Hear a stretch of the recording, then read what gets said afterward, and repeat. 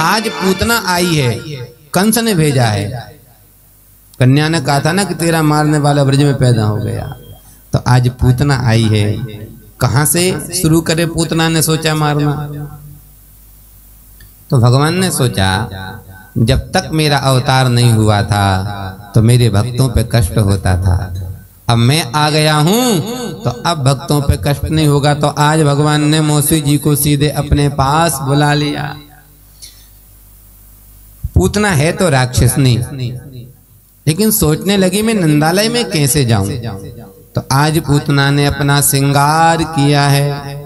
तो पूतना के श्रृंगार का वर्णन सुखदेव जी ने 2 श्लोकों में किया है। किसी ने कहा बाबा सुखदेव, आप परम विरक्त महात्मा हो और आप एक राक्षसनी के श्रृंगार का वर्णन कर रहे हो। आपको श्रृंगार का वर्णन करना है तो राधा रानी के श्रृंगार का वर्णन करो, यशोदा मैया, देव की मैया के श्रृंगार, गोपियों के श्रृंगार का वर्णन करो। आप पूतना के श्रृंगार का वर्णन क्यों कर रहे हो?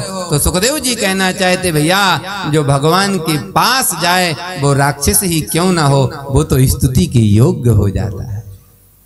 आज भैया पूतना जैसे ही पहुंची है, मैया से कहती, अरे ओ नंदरानी, कहाँ है तेरो लाला? मैया ने पूछा, बहन कहाँ से आई है तेरो परिचय? जैसे ही पूछो कि बहन कहाँ से आई है तेरा परिचय, तो पूतना बोली, अरे मैया मैं तो फालतू आ गई, तू मुझे जाने ही ना। अच्छा कोई आपके घर पे आए, वो कहे आप नहीं पहचान पाए? तो मैया बेचारी संकोच, अरे बहना कहा बताऊं, बुढ़ापे की नजर पहचान ना पाई, तू तो बुरी मान गई, अब तू ही बता दे। तो कहती, सुन मैया, मैं तेरे चाचा के, ताऊ के, फूफा की, मौसी की बेटी की बहन लगी रिश्ते में तेरी। मैया बोली, फूफा के, चाचा के, नाना के, ताऊ की बहन की बेटी रिश्ते में तेरे? मैया बोली, कौन संबंध निकाला? चल बहन आए जा, बैठ बैठ बैठ, कहा लेगी ठंडो या गरम? पूतना बोली, मुंह पे समय ना जे बता छोरा कहाँ है तेरो? क्यों बाय बधाई देनो। मैया बोली, अब हाल मैंने लाला को दूध पिला के लेटायो है। मैया मुंह पे समय ना है, जब तेरो लाला जगेगा तब मैं कैसे बधाई दूंगी? बहन चली जा अंदर। आज पूतना अंदर गई है। मैया ने सोची लाला को बधाई में और तो सब कुछ मिलो, चैन ना मिली। भले घर की आई है, शायद चैन लाई होगी।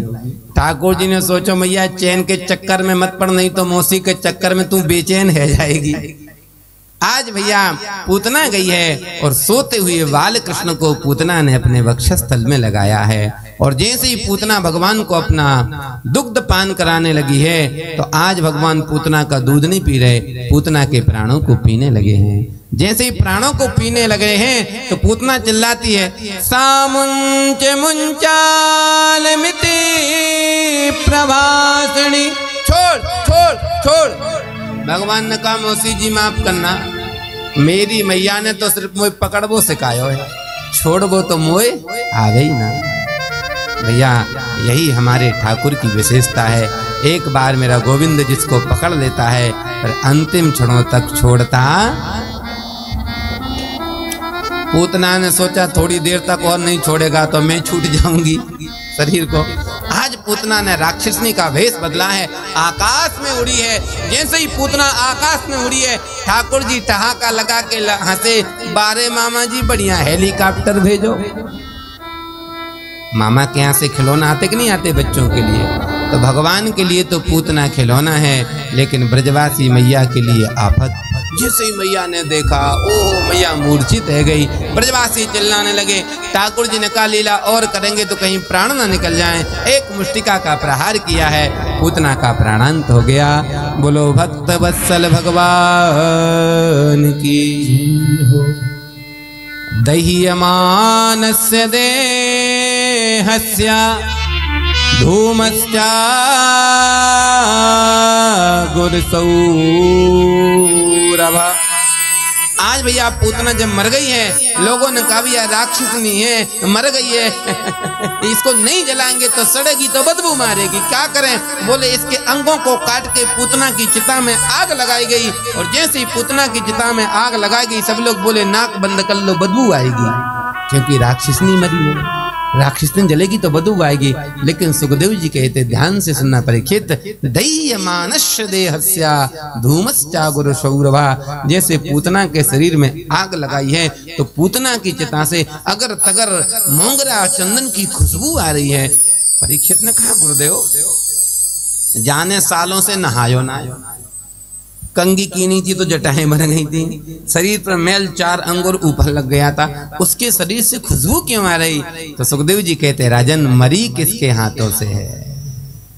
गोविंद के हाथों से मरना भी महाराज आनंददायक है। या एतत् पूतना मोक्षम कृष्णस्यार्भकमद्भुकम् क्षणया श्रद्धया मरतो गोविंदे लभते रतिम। जो इस पूतना मोक्ष की कथा को सुनता है उसकी भगवान गोविंद के चरणों में भक्ति बढ़ जाती है। बोलो गोविंद भगवान की जय हो।